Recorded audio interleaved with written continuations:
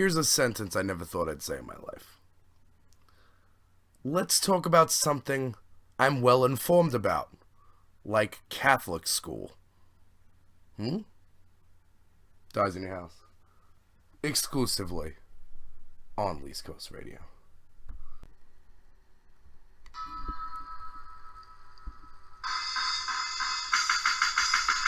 Nobody likes me.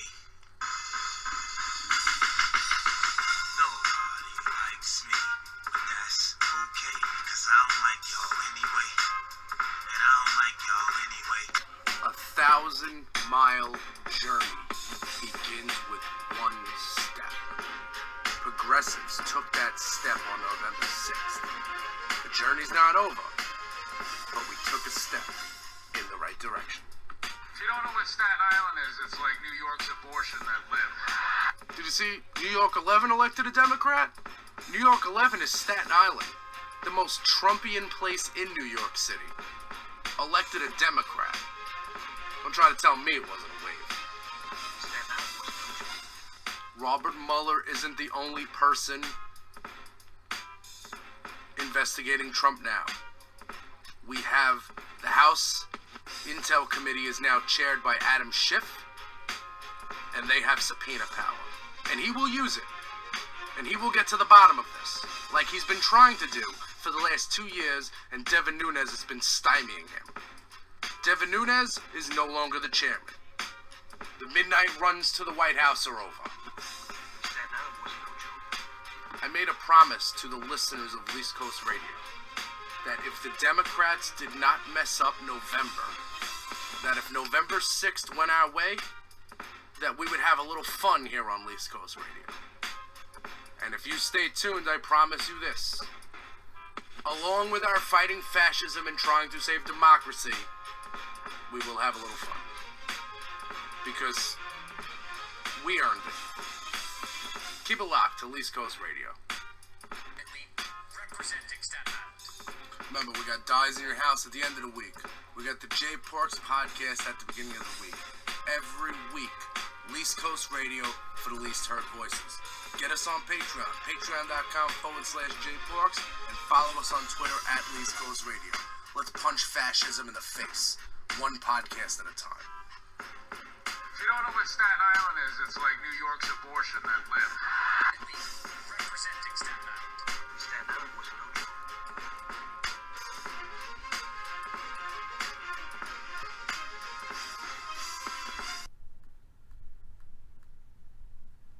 Hey, yo. Who's in the house? Dyze In Your House. What goes on, peeps? What is the word? It is Friday, and we are back here on East Coast Radio with another action-packed edition of Dyze In Your House. What is this, you might ask? Well, this is the pre-show, the post-show, the prelude to the J Parks podcast. We decided that fighting fascism was going to take more than one podcast a week, so we got two.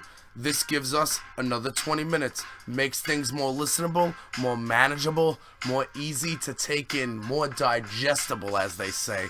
It's like having extra, like, whole grain in your cereal, because it's more digestible. Fiber, that's the word I was looking for. More fiber in your diet to help you digest. So every Sunday into Monday, we do the J Parks podcast, which is a 2-hour-long excursion into the world of all the corruption that's happening with the rising of fascist America right now in our country. And it's a lot to keep up with. So we do the Mueller probe, we do regular corruption stuff, and we look at the cabinet stuff. We got the government shut down right now. Again, we're shut down for like over a month with no end in sight. And this week on the J Parks podcast, exclusively on East Coast Radio, we are going to talk about the wild week in the Mueller probe, whether it was Michael Cohen testifying, not testifying to Congress, getting subpoenaed, not getting subpoenaed, whether it was Ari Melber with the band of treason weasels he had on the beat on Wednesday night. Today, the Mueller grand jury met. Today's Thursday. The Mueller grand jury met. This is going to go out at midnight. The Mueller grand jury met. Why would they meet on a Thursday? Last time they met on a Thursday, a bunch of indictments were handed out. 2 Senate bills to open up the wall, to open up the government with a wall, failed. Because a wall is stupid. I saw Ted Cruz. Now, we'll talk about more about the shutdown. We'll continue to talk about the shutdown on Monday. But, and listen, by the time the Jay Parks podcast happens, we might have a national emergency. That might be what we have. It's not a real national emergency. It's something pretend. Because if something was an emergency, you wouldn't wait to call it an emergency. An emergency is something that needs to be dealt with now. If I have an emergency, I go to the emergency room. I need it taken care of. You don't just stand around and say, I'm going to call this an emergency. I'm going to call this an emergency. I'm going to call this an emergency. And then a month later, call it an emergency when you lost. When you got your State of the Union taken away from you.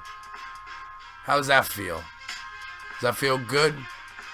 Pelosi took his TV time. That's funny. I'm going to talk about that on the Jay Parks podcast. It's going to be a fairly not short podcast. I'm glad my voice is getting a little better. I feel like, although it won't never be 100% because I never stop talking. But this week on the Jay Parks podcast, not on the Jay Parks podcast, on Dyze In Your House, exclusively on East Coast Radio, before the Jay Parks podcast, today, I will say a sentence I never thought I would say before. I never thought that I would say, hey, you guys, let's talk about Catholic school. Trust me, I know. It's weird.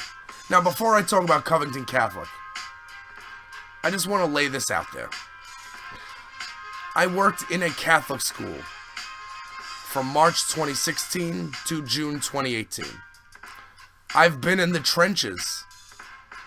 But I do also want to state that on today's podcast, you'll hear criticisms of these institutions. And I might slip a couple of times and continue saying the word Catholic. My judgments towards schools like Covington Catholic is not the religious aspect of it. It's the paying for education aspect of it. When it's the private school education of it. I'm a public school kid. Now you might be saying, well, you see, that's why. Look what public school happened to you. Look what happened to you. No, but in all seriousness, I've worked in private school the past couple of years. I've experienced this firsthand. And in the run-up to the 2016 election was the cincher for me. Catholic schools, private schools, where you pay a tuition, and instead of like 2,000 students, there's 200 students. These are breeding grounds for white supremacy and neoconservativism. I'm not overstating it, man. People that go to these schools, a high percentage of them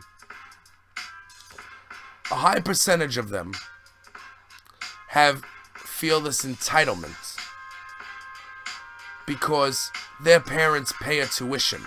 So now they look at the teacher and they say, and the teacher wants to reprimand them, and they say to themselves, but my mom pays for this school, and this school pays that teacher. Therefore, my mom pays that teacher's salary. They have no right, this, that, and the third. Goes like that. Entitlement runs rampant. Entitlement runs rampant in schools like this. Not just the school I worked at, not just Covington Catholic. These kids are...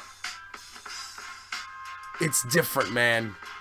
These kids are born post 9/11. Their parents are hardcore Republicans. They're moving into neighborhoods with less ethnicity. They are fans of gentrification. They see a colored person on the street and they think that's strange. I am not bullcrapping you here. This is real. This is not an observation I made from the outside. I sat in a classroom with 30 Catholic school kids for 2.5 years. I know exactly what goes on there. And let's take it one further. The teachers who work at Catholic school, that's an easier job to get than to be a teacher at a public school. Most private schools, Catholic schools, institutions where you have to pay for it, most people get a teaching gig there by basically, scoring high on the interview and getting the principal to like you. That's all it is. That's the only thing it is. Public school, like, there are a lot of teachers who used to work in public school and say, oh, I don't work. I'm glad I don't work in public school now. Why? Those kids. What's wrong with the kids? They're bad. And these kids with their stupid smirks on their face and the way they talk about you behind their back, like, yo, I worked in a Catholic school. True story. They had a Spanish teacher, right? 19 years old. So the Spanish teacher dresses like she's 19 years old, you know? She doesn't dress like an old lady. So instead of the students silently enjoying this, oh, okay, got a teacher who's kind of, a couple of years older than us. That's cool. She's not a grandma. Instead, they wanted me to find out the teacher's last name so they can Google the teacher and check on Facebook and see if this teacher, because they believe that, quote, we think she's in videos on the internet.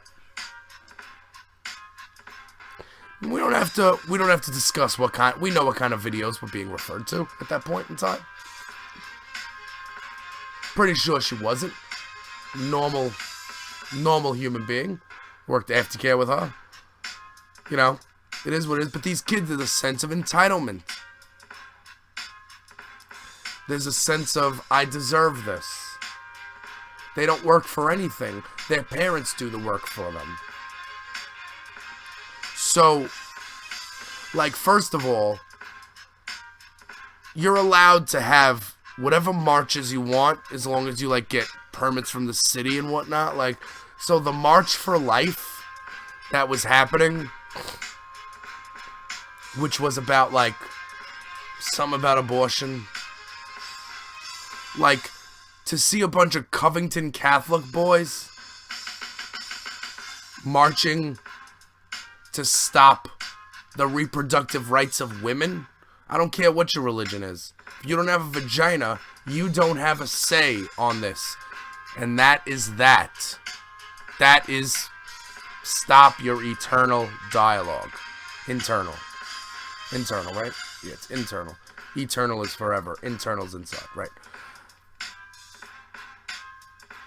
So, these Covington boys going to the March for Life without any girls. Does that type of behavior lead you to believe that these kids are not assholes? Why would any guy show up to any march if you're not supporting? I can understand if they were with their sisters or their moms or their cousins or people like that. They were not with any females. They just went there by themselves to spread some neoconservative agenda that's been instilled from their parents to them, because their parents know that their time is up. And the parents say, okay, I gotta get my kid, if I can get my kid thinking about this, if I can teach my kid that brown people don't matter, and the only thing that matters is the last dollar, and you're gonna get that last dollar by me paying for your school, and then people are gonna, in life, you're gonna meet people who also went to your school, and they're gonna give you jobs, and in turn, we're gonna have an uneducated society voting Republican, continuing to vote Republican. That's what it is. the lead up to the 2016 elections, you know, like, if this class had 30 kids in it, let's just say my class had 30 kids. It's like, I think there was like half girls, half boys. Probably like 3 of the girls were for Trump. All of the dudes were for Trump. Besides like 1 or 2 kids. Besides like this one kid whose name I'm not gonna say.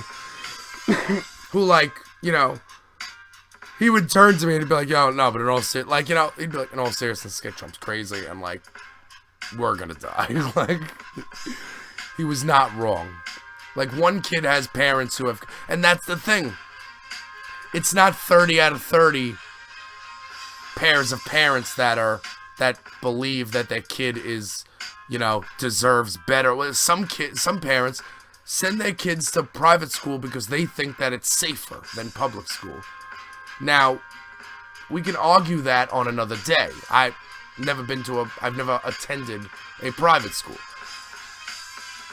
But, you know, some of these parents, they don't have the entitlement issues. Like, they pay for the school, but they understand if their kid fails, their kid fails. I worked at a school where an entire grade failed a test, an entire grade, one class, and they threw out the test because parents were complaining that it was too hard. Ask yourself this. Have you ever failed in your life? Just ask yourself this. In your life, have you ever failed a test and your mom or your dad called the school and complained that the test was too hard? No. You fail the test, you get smacked in the mouth, you get punished, you go study, you learn the work. It's too hard. My kid is distracted in class. Not my son. What is this? These people are demons, man. Not all of them, but a majority of them. And the ones that spawned the Covington Catholic kids, who were so distraught by a Native American doing a drumming. You know, they were so distraught by it that they stood there with their 4chan grins on. And 6 hours after this happened, 6 hours after their video went viral, their parents hired a public relations firm and blamed the black Muslims. Spoiler, they were Israelites. They were not Muslims. Now, I know, to the layman calf, that doesn't matter. Oh, black Muslims, black Israelites, doesn't matter. They were black and they were around white kids and we don't like them. It's not how this works.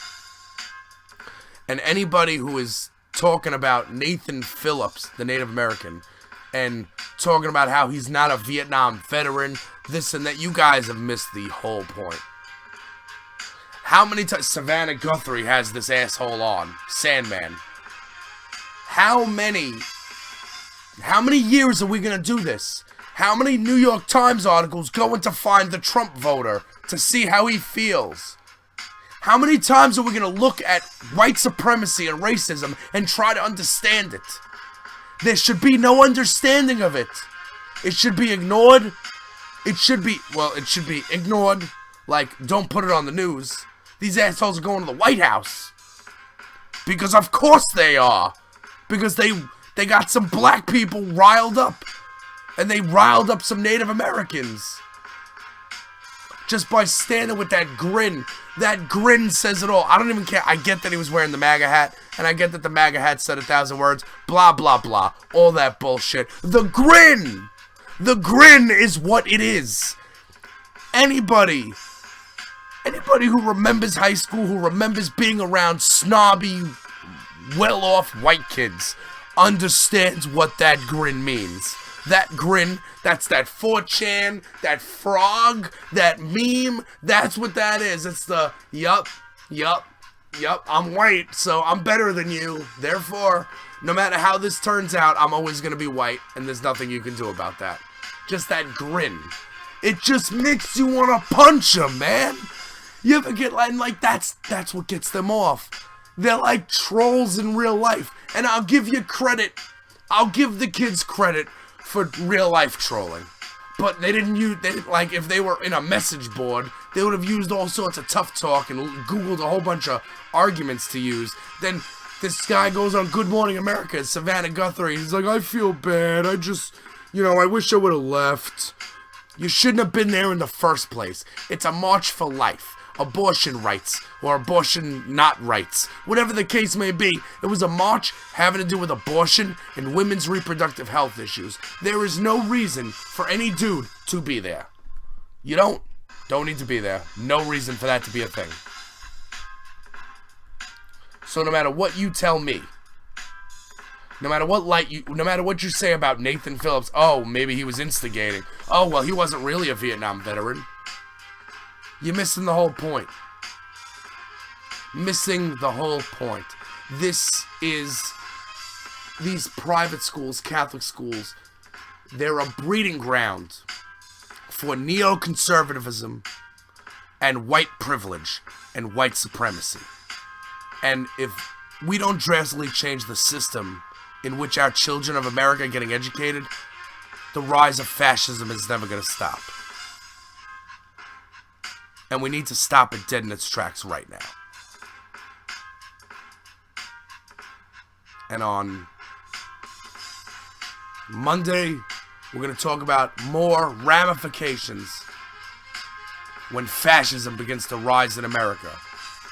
Dyze In Your House, exclusively on Least Coast Radio.